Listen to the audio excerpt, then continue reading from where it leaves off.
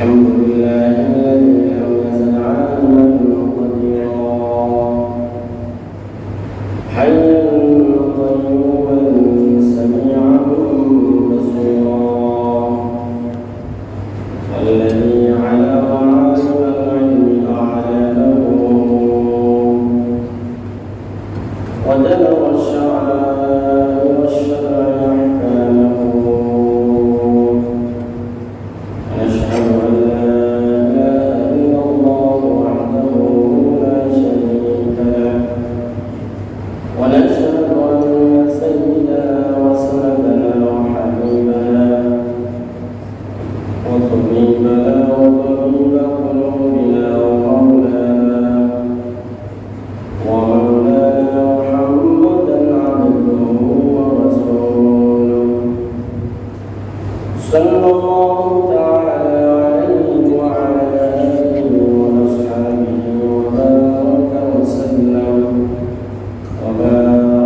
وسلم تسليما كثيرا أرسله الله تعالى بالحق بشيرا ونذيرا وداعيا إلى الله بإذنه وسراجا منيرا أما بعد فأعوذ بالله من الشيطان الرجيم بسم الله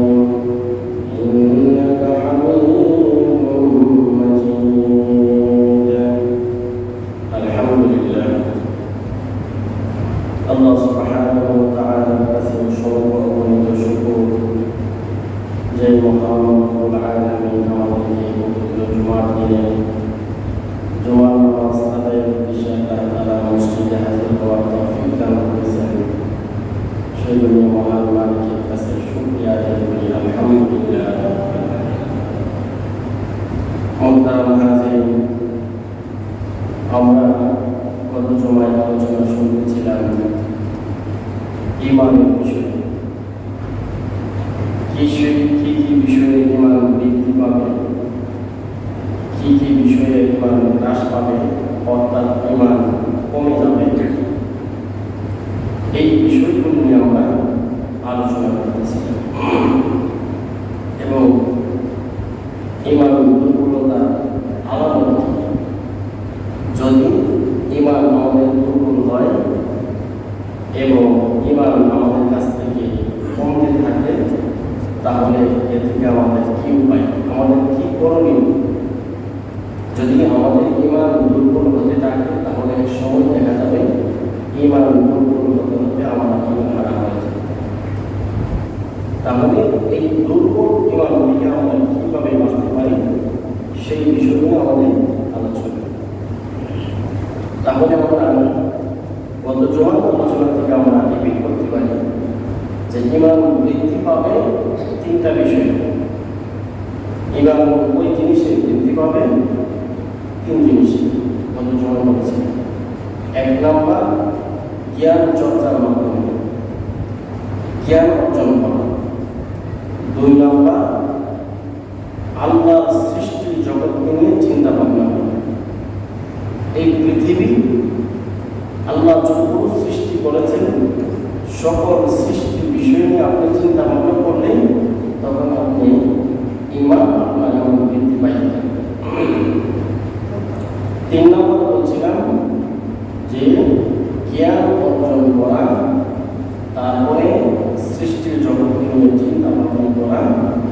এই দুটোটা পরিপূর্ণতা লাভ পাবে যখন আপনি আমলে পরিণত করেন।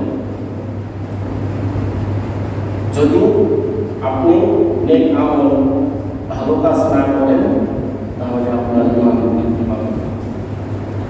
এটা উদাহরণ দিয়েছিলাম হচ্ছে ইমান বৃদ্ধি পাওয়া, ভালো আমল করা, ভালো কাজ করা।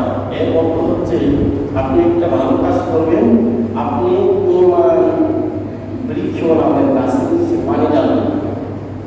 শুকনা গাছের নিচে যেরকম পানি ডাললে গাছটা সুন্দর হয়ে গাছটা জীবিত হয়ে যায়, ওইরকমভাবে আপনি যদি একটা ভালো কাজ করেন তাহলে এই ভালো কাজটা কেমন জানে আপনি ইমান বৃক্ষ নামের গাছের নিচে পানি ডালবেন।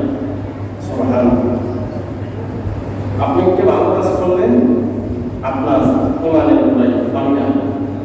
একটা উপকার করলেন, আপনি ইমানের উপরে পানি ডালবেন। আপনি ভালো কাজ করলেন, ইমানের উপরে কি করলেন? পানি ডালবেন। আপনার ইমান কি হতে থাকবে? বৃদ্ধি হতে থাকবে। এরপরে বলছিলাম ইমান কি কি বিষয়ে আপনার ইমান কমতে থাকে। এক নম্বর বলছিলাম ইমান কমে, এক নম্বর কারণ হচ্ছে অজ্ঞতা। অজ্ঞতা থেকে আপনার ইমান কি হতে থাকে? কমতে থাকে। আপনি যদি কোনো বিষয়ে না জানেন, জাহেল অবস্থায় থাকেন, তাহলে আপনার ইমান বৃদ্ধি পাবেন, আপনার ইমান দিনে কমতে থাকে। দুই নম্বর আল্লাহর স্মরণ থেকে গাফেল হওয়া। সকল বিষয়ে আপনার দুনিয়ার সকল বিষয়ে আপনি সচেতন, কিন্তু আল্লাহর স্মরণ থেকে আপনি গাফেল, তাহলে আপনার ইমান কি হতে থাকবে? কমতে থাকবে। বলছিলাম ওয়ালাকাদ যারাকনা লিজাহান্নামা কাসীরাম মিনাল জিন্নি ওয়াল ইনস, যে জাহান্নামের জন্য মানুষ এবং জিনকে সৃষ্টি করা হয়েছে। তবে লাহুম কুলুবুন লা ইয়াফকাহুনা বিহা, যাদেরকে আল্লাহ তাআলা জ্ঞান কলব দিয়েছেন, সেই কলবের মাধ্যমে কোনো কিছু বোঝার চেষ্টা করে না। চোখ দিয়েছে, চোখ দিয়ে দেখার চেষ্টা করে না। কান দিয়েছে, কান দিয়ে শোনার চেষ্টা করে না। তাহলে এত কিছু দেওয়ার পরেও যদি কোনো কিছুই সে বোঝার চেষ্টা না করে, গাফেল অবস্থায় থাকে, তাহলে তাদের জন্যই বলা করে যাওয়া জাহান্নাম। তিন নম্বর কারণ ইমান কমে যাওয়া, তিন নম্বর কারণ হচ্ছে পাপ এবং গুনাহ মধ্যে লিপ্ত হওয়া। যদি এই পাপ এবং গুনাহ মধ্যে লিপ্ত হয়ে থাকে তাহলে আপনার ইমান কিন্তু কমতে থাকে। চার নম্বর নফসের তাবিদারি করা। এটা হচ্ছে অত্যন্ত গুরুত্বপূর্ণ একটা বিষয়। নফসটাকে যদি কোনো মানুষ নফসের বিপরীতে না চলতে পারে, নফসটাকে কন্ট্রোলে না রাখতে পারে, তাহলে এই নফস আপনাকে ধ্বংসের দিকে ফেলে দিবে। নফসের আম্মারা আপনাকে সবসময় চাবে আপনাকে ধ্বংসের দিকে ফেলে দিবে, আপনাকে পাপের দিকে নিয়ে যাবে। পাপ কাজটা করতে ভালো লাগে, ওই কাজটাই নফস নিয়ে যাবে। 5 নম্বর শয়তানের অনুসরণ করা। এটা কিন্তু গত আলোচনা রিভিউ করতেছি। এতটুকু পর্যন্ত আমাদের আলোচনা ছিল শয়তানের অনুসরণ করা। শয়তান কিন্তু আল্লাহ সুবহানাহু ওয়া তাআলার কাছ থেকে ওয়াদা নিয়ে আসছেন যে আল্লাহ তুমি আমাকে ধ্বংস করেছো, পথভ্রষ্ট করেছো, কিন্তু এটাই জানা রাখো তোমার এই বান্দাদেরকে আমিও পথভ্রষ্ট করে ছাড়ব। শয়তান বলেছিল قال رب بما أغويتني لأزينن لهم في الأرض ولأغوينهم أجمعين। শয়তান বলে আল্লাহ তুমি আমাকে ধ্বংস করেছো, তুমি আমাকে পথভ্রষ্ট করেছো, কিন্তু তোমার বান্দাদেরকে আমিও পথভ্রষ্ট করে ছাড়বো। ولأزينن لهم في الأرض ولأغوينهم أجمعين। শয়তান বলে আমি তোমার বান্দাদেরকে এমন এমন সৌন্দর্য আকৃষ্টের মধ্যে ফেলে দিব যে সৌন্দর্যের কারণে তোমার বান্দা ধ্বংস হতে থাকবে। শয়তান আমাদের সামনে এমন এমন সুন্দর আকৃষ্ট নিয়ে আসবে, যেই সৌন্দর্য আকৃষ্টের মধ্যে পড়ে আমরা যেন ধ্বংস হতে পারি। এটা হচ্ছে শয়তানের বাধা। এই জন্য আসুন শয়তানের ওয়াসওয়াসা, শয়তান থেকে যেন আমরা বাঁচতে পারি। আল্লাহ তাআলা আমাদের সেই তৌফিক দান করুন। এরপরে 6 নম্বর আলোচনা ছিল। 6 নম্বর হচ্ছে দুনিয়া ফিতনায় আপনি নিবেদিত হন এবং দুনিয়ার মধ্যে ঝুঁকে যাওয়া। দুনিয়াতে চলতে গেলে আপনার দুনিয়া লাগবে। কেমন লাগবে? দুনিয়াতে চলাফেরার জন্য যতটুকু আসবাব প্রয়োজন ততটুকু আপনার সংগ্রহ করতে হবে। এর বাহিরে যদি আপনি সংগ্রহ করেন তাহলে কেমন জানে আপনি ওই যে নৌকা যেরকম ভাবে পানি প্রয়োজন, নৌকা পানি ছাড়া যেমন চলতে পারে না, পানি তার জন্য ফরজ, ঠিক তেমন ভাবে সেই পানিও নৌকা বা নৌকা নৌকায় কাজ করতে পারে। পানি যেরকম নৌকার সাহায্য হতে পারে, নৌকা পানির মধ্যে চলতেছে, যদি আপনার নৌকা ফোটা হয়ে যায় তাহলে সেই পানি নৌকা কি হয়ে যাবে? মরণে কারণ হয়ে যাবে। তাহলে এই দুনিয়া যতটুকু আপনার প্রয়োজন, যতটুকু আপনি দুনিয়াতে চলতে পারবেন, যেই দুনিয়ার মধ্যে আপনি ঝুঁকে যাবেন, দুনিয়া আপনার ভিতরে পুরোপুরিভাবে এসে যাবে, তখনই আপনি মরে যাবেন, তখনই আপনি মরে যাবেন। এই জন্য দুনিয়াতে চলতে গেলে যতটুকু আমার প্রয়োজন ততটুকুই আমার সংগ্রহ করার চেষ্টা করব, এবং যেই দুনিয়াকে আমি লালন পালন করলে আমি মরে যাব, আমি ধ্বংস হয়ে যাব, সেই দুনিয়া থেকে আমাদেরকে আল্লাহ তাআলা রক্ষা করার তৌফিক দান করেন। আল্লাহ তাআলা কোরআন কারীমে বলেন, ইয়া আইয়ুহাল্লাযীনা আমানু মা লাকুম ইযা কিলা লাকুম ইনফিরু ফি সাবিলিল্লাহি তাকালতুম ইলাল আরদ। আল্লাহ বলেন, ইয়া আইয়ুহাল্লাযীনা আমানু, হে ঈমানদার, মা লাকুম তোমাদের কি হয়ে গেল, ইযা কিলা লাকুম ইনফিরু ফি সাবিলিল্লাহ, তোমাদেরকে যখন বলা হয় তোমরা আমি আল্লাহর পথে চলে আসো, ফি সাবিলিল্লাহ, আল্লাহ তাআলার পথে বের হয়ে যাও, তখন তোমরা বলো, তোমরা কি করো, ইসসাফালতুম ইলাল আরদ, তোমাদেরকে যখন বলা হয় তোমরা আমি আল্লাহর পথে বের আসো, তখন তোমরা মাটিকে আঁকড়িয়ে ধরো, ইসসাফালতুম ইলাল আরদ, তোমরা মাটিকে এমন ভাবে আঁকড়িয়ে ধরো যেমন ভাবে তোমরা মনে করো তোমরা দুনিয়া থেকে আসবা না। আল্লাহ সুবহানাহু ওয়া তাআলা বলেন, তোমাদেরকে যখন বলা হয় তোমরা আল্লাহর পথে চলে আসো, আমি আল্লাহর পথে চলে আসো, তখন তোমরা কি করো, ইসসাফালতুম ইলাল আরদ, তোমরা কি করো, মাটিকে আরো বেশি করে আঁকড়িয়ে ধরো। এই মাটিকে মানে কি বুঝাইছে, এই দুনিয়াকে আরো বেশি করে আঁকড়িয়ে ধরো, ইসসাফালতুম ইলাল আরদ, আমি বলি তোমরা আমার পথে চলে আসো, আর তোমরা কি করো, মাটিকে দুনিয়াকে আরো আঁকড়িয়ে ধরো। এরপর কি বলেন, আরাদিতুম বিল হায়াতিদ দুনিয়া মিনাল আখিরাহ, আরাদিতুম, তোমরা কি রাজি হয়ে গেছো, বিল হায়াতিদ দুনিয়া মিনাল আখিরাহ, আখিরাতের তুলনায় দুনিয়াকে তোমরা দুনিয়ার উপরে রাজি খুশি হয়ে গেছো, আখিরাতের তুলনায় তোমরা এই দুনিয়ার উপরে কি হয়ে গেছো, আরাদিতুম, রাজি খুশি হয়ে গেছো, এই দুনিয়া তোমাদের উপর আসল। أرضيتم بالحياة الدنيا من الآخرة فما متاع الحياة الدنيا في الآخرة إلا قليل। অথচ এই দুনিয়া আখিরাতের তুলনায় দুনিয়া হচ্ছে তুচ্ছ, এই তুচ্ছ দুনিয়াকে নিয়ে তোমরা এত কিছু করো, যখন তোমাদেরকে বলা হয় তোমরা আমার পথে আসো, তখন তোমরা ইসসাফালতুম ইলাল আরদ, মাটিকে আঁকড়িয়ে ধরো। তাহলে ঈমান কমে যাওয়া 6 নম্বর কারণ কি, যে দুনিয়া আমাদেরকে নিবেদিত করে দিবে। যখন দেখবো আমরা দুনিয়ার মধ্যে নিবেদিত হয়ে যাই, তখনই বুঝবো আমাদের ঈমান কমে যাবে, ঈমান কমতে থাকে। 7 নম্বর ঈমান কমে যাওয়া, অসৎ সঙ্গ দেওয়া, অসৎ সঙ্গ দেওয়া। যখন আপনি দেখবেন একজন অসৎ সঙ্গের সাথে আপনি চলাফেরা করেন, তখন সেই বন্ধু যে পথে চলে আপনিও সেই পথে চলেন। আপনার বন্ধু যদি ভালো হয় তাহলে আপনি বন্ধু দিকে আগাইতে থাকবেন, ভালো দিকে আগাইতে থাকবেন। আবার যদি আপনার বন্ধু খারাপ হয় তাহলে আপনিও বুঝতে পারবেন না আপনি কোন দিকে যাচ্ছেন, আপনিও অটোমেটিকলি খারাপের দিকে চলে যাচ্ছেন। এই জন্য আল্লাহ রাসূল বলেন, আল-মার'ু আলা দীনি খলিলিহি ফালয়ানজুর আহাদুকুম মান খালিল। আল্লাহর হাবিব সাল্লাল্লাহু আলাইহি ওয়াসাল্লাম বলেন, আল-মার'ু আলা দীনি খলিলিহি ফালয়ানজুর।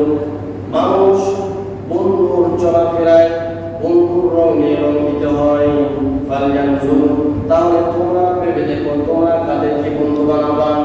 কারণ যে বন্ধু যে বন্ধুর সাথে চলে সেই বন্ধুর রঙে রঙিত হয়। এখন তুমি চিন্তা করে দেখো, ফালয়ানজুর, তুমি কাকে বন্ধু বানাবা। তাহলে আল্লাহ রাসূল বলেন, তুমি এমন একজন মানুষকে দেখে বন্ধু বানাবা যেই বন্ধুর সাথে চললে, যেই বন্ধুর সাথে তুমি চলাফেরা করলে তুমি আল্লাহ পাবে, তুমি আল্লাহ রাসূলের সুন্নাহ অনুসারে চলতে পারবে। তাহলে ঈমান কমে যাওয়া এর একটা অন্যতম কারণ হচ্ছে অসৎ সঙ্গ দেওয়া, অসৎ বন্ধুর সাথে চলাফেরা করা। এখন আমরা দেখব এই ঈমান কিন্তু আপনার কাছ থেকে অটোমেটিক চলে যাবে যদি আপনি অসৎ বন্ধুর সাথে চলাফেরা করেন। এই জন্য আসুন আমরা দৈনন্দিন চলাফেরাতে এমন একটা বন্ধু আমরা নির্ণয় করব যে বন্ধুর সাথে চলাফেরা করলে আমরা আল্লাহ পাবো, জান্নাতের দিকে আগাইতে পারবো, মসজিদমুখী হতে পারবো, নামাজের দিকে আগাইতে পারবো। অর্থাৎ সর্বশেষ কথা হচ্ছে যেই বন্ধুর সাথে চললে আপনি ভালো দিকে আগাইতে পারবেন, এমন একজন বন্ধু থেকে আপনি নির্ণয় করতে হবে। আল্লাহ আমাদের সেই তৌফিক দান করেন। তাহলে এই 7টা বিষয় হলে আপনি ঈমান কমে যাওয়ার কারণ। এখন কোনো মানুষের ভিতরে দেখবেন যে ঈমান দুর্বলতার কারণ, ঈমান দুর্বলতার আলামত পাওয়া যায়।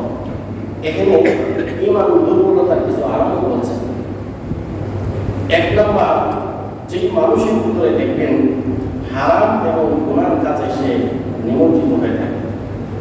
আপনি যদি দেখেন আপনি সবসময় নিজেও একটা হারাম কাজের দিকে, গুনার কাজে নিয়োজিত হচ্ছেন, বা অন্য একজনকে দেখেন সে সবসময় গুনার কাজে সে নিয়োজিত হচ্ছে, তাহলে আপনি দেখবেন তার ঈমান দুর্বল, তার ঈমান দুর্বল।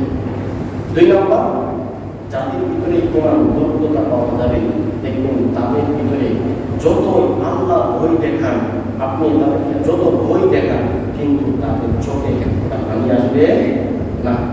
অনেকে বলতে পারে, হুজুর আমি তো দোয়া করি কিন্তু চোখে পানি আসে না। এই পানি না আসাটা এটা হচ্ছে ঈমান দুর্বলতার কারণ। অনেকে দেখবেন অল্পতেই দোয়া করলে অল্পতেই পানি আর চলে আসে।